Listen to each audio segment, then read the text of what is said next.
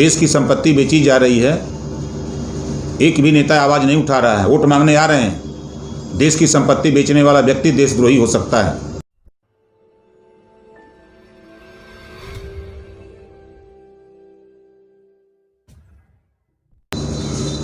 10 तारीख को जब रिजल्ट आएंगे और आपके पास विकल्प होगा कि महागठबंधन के साथ जुड़ के सरकार बनाए या एनडीए के साथ, कौन सा पसंद होगा?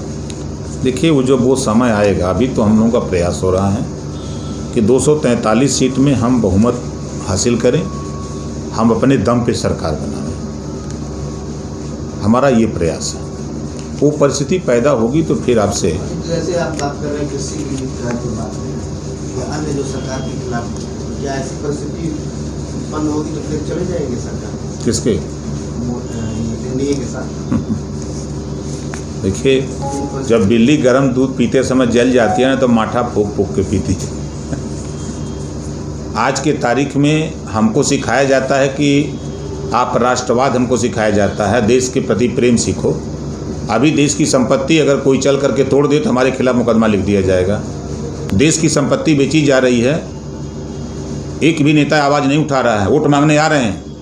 देश की संपत्ति बेचने वाला व्यक्ति देशद्रोही हो सकता है, देश प्रेमी नहीं हो सकता है। रेलवे बेच दिया, बैंक बेच दिया, LIC बेच दिया, BSNL बेच दिया, 28 विभाग बेच दिया। देश की संपत्ति बिक रही है। वोट मांगने आ रहे हैं किसके यहाँ? उन गरीब कमज़ोर मजदूर लोगों के यहाँ। आज रेलवे अकेले 50% नौकरी देता था नौजवानों को, प्राइवेट को दे दिया। जो 3 रुपये का प्लेटफार्म टिकट था 50 रुपये में बेच रहे हैं। अभी जो आपके यहाँ जैसे बड़े बड़े जो रेलवे स्टेशन हैं, 500 रुपया आपको सरचार्ज देना पड़ेगा।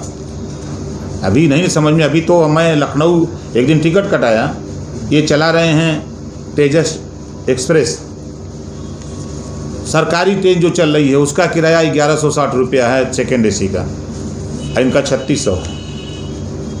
अभी जनता को पता नहीं। ये देश को बेचने वाले लोग हैं, ये झूठ बोलने वाले लोग हैं।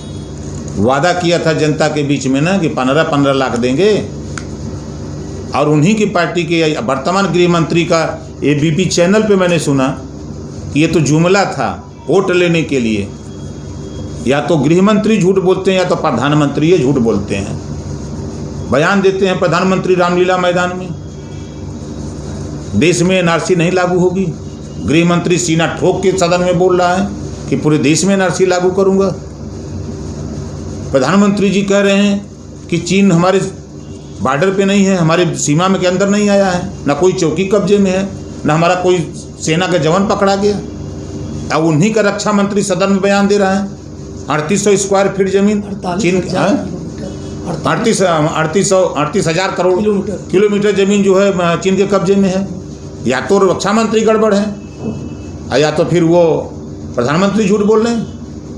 तो ये झूठ बोलने वाले लोग हैं, देश को गुमराह करने वाले लोग हैं, देश की संपत्ति बेच रहे हैं। इनके साथ जाकर के हम भी बदनामी लेंगे।